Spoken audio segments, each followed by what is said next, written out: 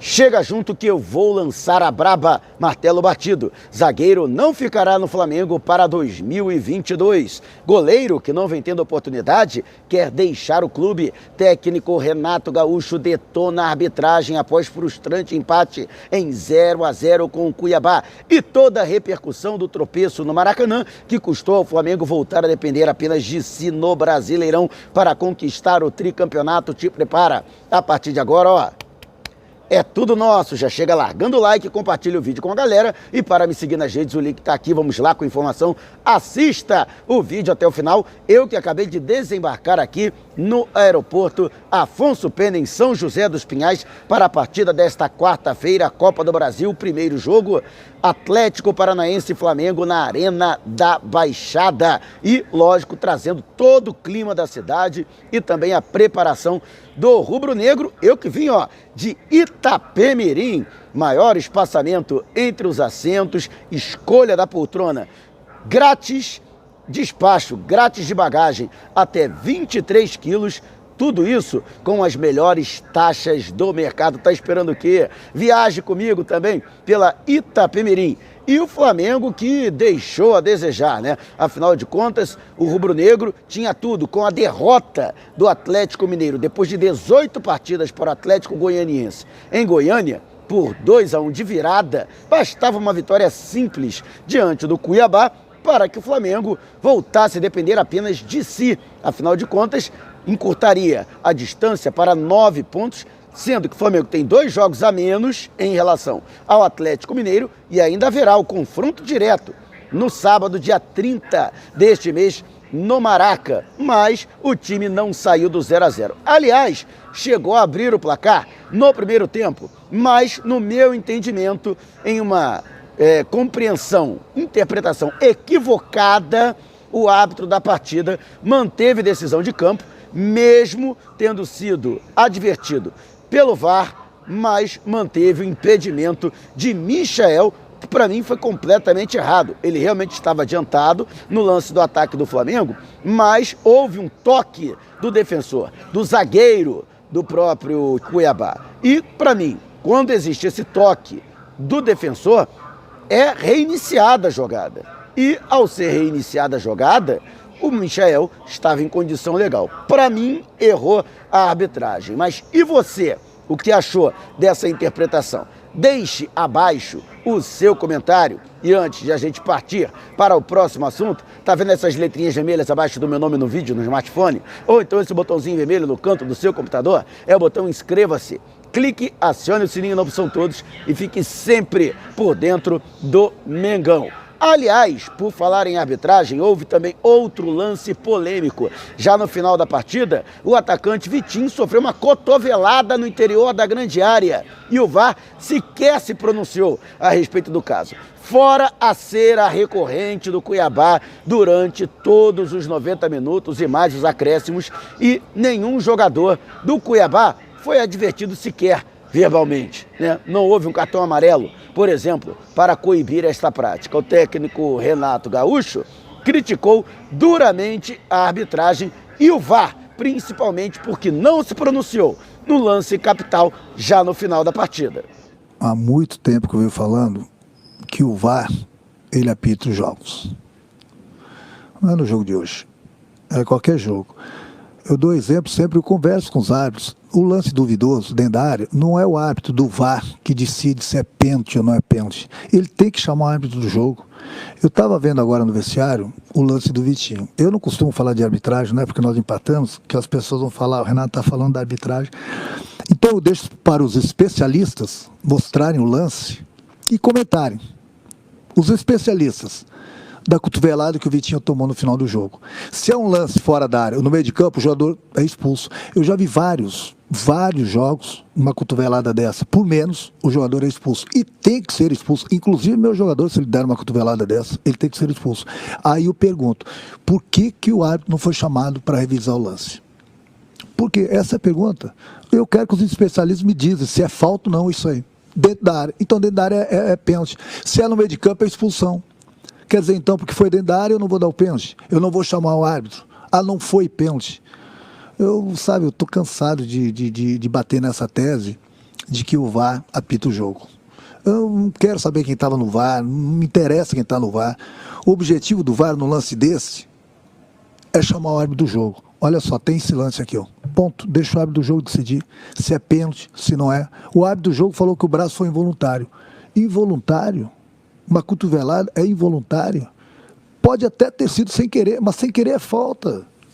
Aí eu pergunto, não, empataram, o Renato está chorando. Não estou chorando, não. É pro bem do futebol. É pro bem do futebol.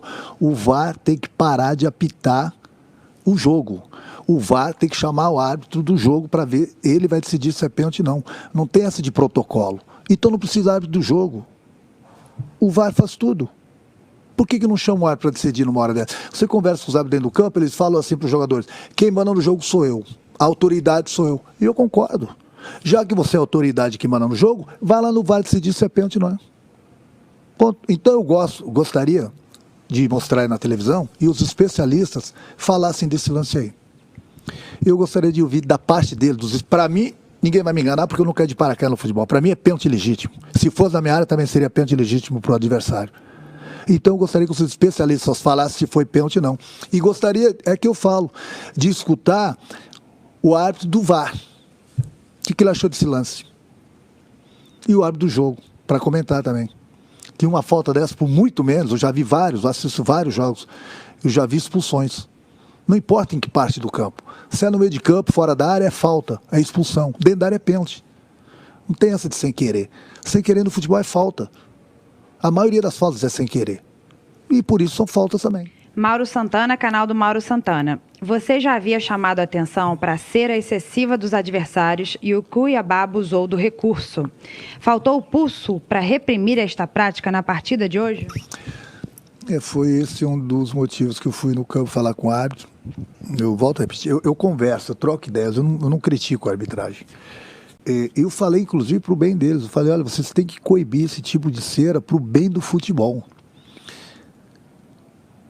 É visível que o jogador vai ser substituído e ele cai no campo.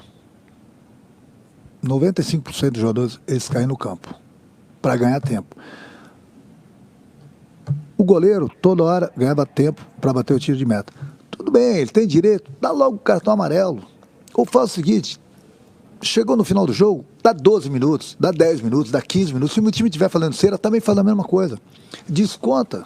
Dá o tempo de acréscimo. Aí quando abre dá 7, 8 minutos, parece que o planeta vai explodir. Nossa, deu 8 minutos, deu 10 minutos. Mas ninguém quer saber o que o time fez dentro do campo, né? Então é por isso que eu falo para os lados, eles têm que coibir esse tipo de cera para o bem do futebol. Pro bem, se o meu time estiver fazendo cera, também dá cartão amarelo, acrescenta 10 minutos, 15 minutos, mas que seja em todos os jogos. Em todos, tem que parar com isso. É só notar, o jogador vai ser substituído, ele cai no campo. Cada minuto tem um jogador caindo no campo. É difícil você ficar dando soco em ponta de faca. Não dá, as pessoas responsáveis, elas quase não fazem nada. E aí o futebol cada vez vai ficando assim. Aí eu vejo muitos comentaristas durante os jogos e dou razão para eles. Teve 50 minutos de bola rolando, 55 minutos de bola rolando. A gente não faz nada para coibir isso. A gente não faz nada. Tem times que entram em campo para... Olha, não tem que ter jogo, é só cera, tempo. E fica por isso mesmo. Eu quero ver o árbitro que eu vou aplaudir, ele pode ser até contra meu time. Antes de terminar o jogo, levantou a placa lá 15 minutos, 12 minutos, 17 minutos, 10 minutos. Só que nesses minutos que eles estão dando os descontos, se o time adversário continuar fazendo cera, ele tem que continuar acrescentando. Porque não adianta nada, dá 10 minutos. Desses 10 minutos tem 4, 5 minutos que o adversário continua fazendo cera. Tem que continuar acrescentando, aí vai acabar com isso. Deixando muito bem claro que, pelo menos no meu entendimento, não dá para também tirar a responsabilidade do próprio time do Flamengo, que jogou mal, chutou pouco, sentiu os seus principais jogadores muito abaixo daquilo que podem render. O Gabigol, por exemplo, eu pude apurar isso, realmente procede o que foi passado pelo técnico Renato Gaúcho durante a coletiva. O Gabigol não tinha condição de atuar. Eu achei até que ele deveria ter sido substituído antes, porque ele quase não entraria em campo. Ele chegou a ser avaliado antes da partida e realmente estava muito mal e entrou no sacrifício. e não conseguiu render aquilo que ele sabe que ele pode apresentar. Mas e você? Concorda com o técnico Renato Gaúcho? Para você, o VAR foi o principal responsável pelo Flamengo não ter obtido a vitória? Ou os próprios jogadores têm essa responsabilidade? Ou ainda, para você, o técnico Renato Gaúcho, em suas substituições, também não contribuiu? Deixe abaixo a sua opinião. E antes de a gente partir para o próximo assunto, a promoção Casadinha foi prorrogada devido à alta procura. A loja Nação Rubro-Negra do Terminal Rodoviário do Tietê prorrogou até o próximo domingo a promoção Casadinha. Ó, uniforme número 1, o uniforme número 2 que o Flamengo vai utilizar na final da Libertadores, masculino e feminino, além de todos os outros produtos à disposição da loja. Todos eles em condições imperdíveis. Você que mora na Grande São Paulo, vá até o segundo piso da rodoviária do Tietê, na loja Nação Rubro-Negra, ou então você em todo o Brasil, é só mandar um zap para o telefone DDD 21 9986466665. Vou repetir, hein? Tá na tela. 9986466665. Você não vai perder, com certeza, essa oportunidade.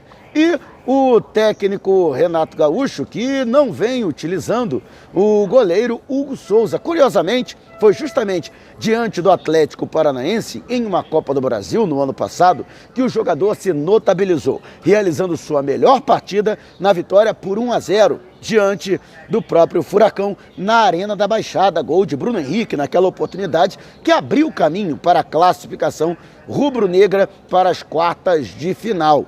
Mas, naquela situação, ele realmente teve uma atuação irrepreensível. Acontece que, logo depois daquela situação, quando da chegada do técnico Rogério Ceni, curiosamente, o nosso querido Hugo Souza, escreveu a descendente.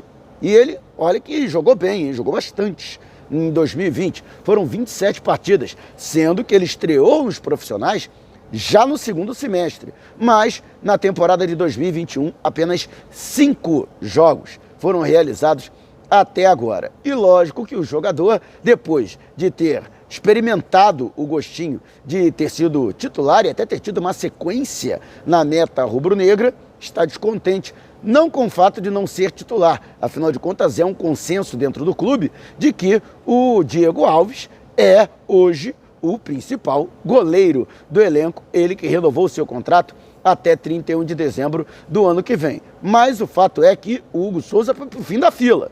Hoje, o substituto imediato do Diego Alves é o Gabriel Batista.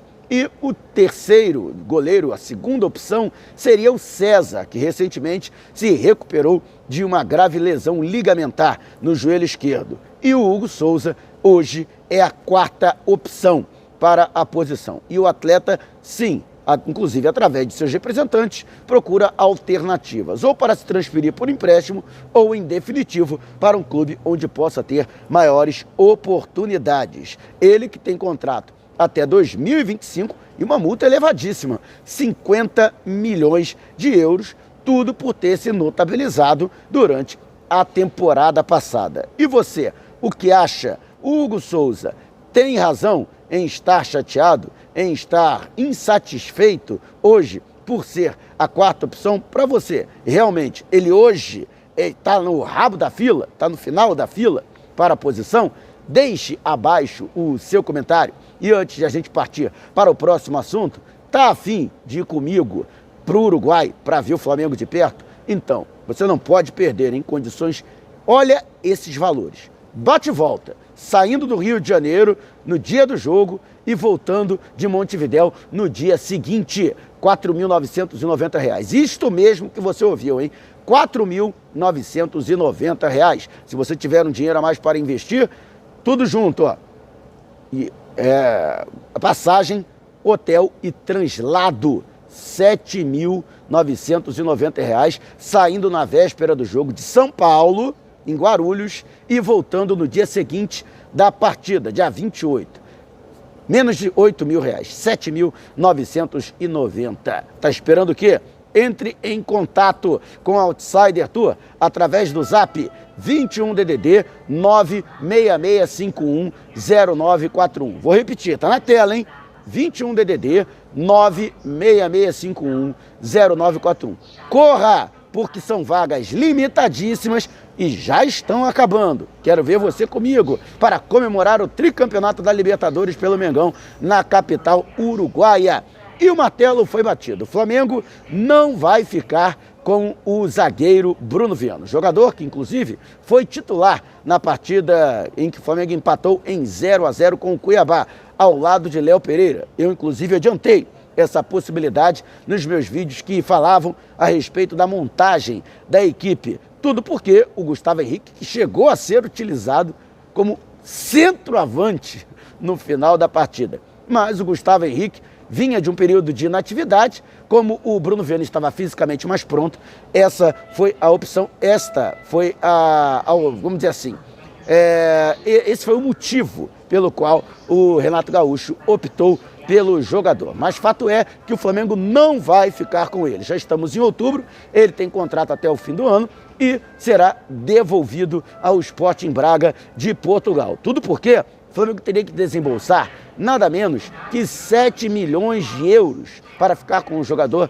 em definitivo. Tudo bem que esse valor é o que está estabelecido em contrato. O Flamengo poderia negociar diretamente com os dirigentes portugueses. No entanto, o Flamengo não teria interesse em ficar com um atleta. Seria um alto investimento. O Flamengo prefere utilizar esses 7 milhões de euros para outras situações, como por exemplo a permanência do Thiago Maia, cujo contrato de empréstimo com o Lille da França vai até 30 de junho do ano que vem, ou mesmo facilitar a negociação para a permanência em definitivo de Andrés Pereira. Portanto, o Bruno Viana está aí em suas últimas semanas, vamos dizer assim, com a camisa do Flamengo. E você concorda com a decisão da diretoria de não permanecer com o jogador em definitivo e devolvê-lo ao final do período de empréstimo? Deixe abaixo o seu comentário e se você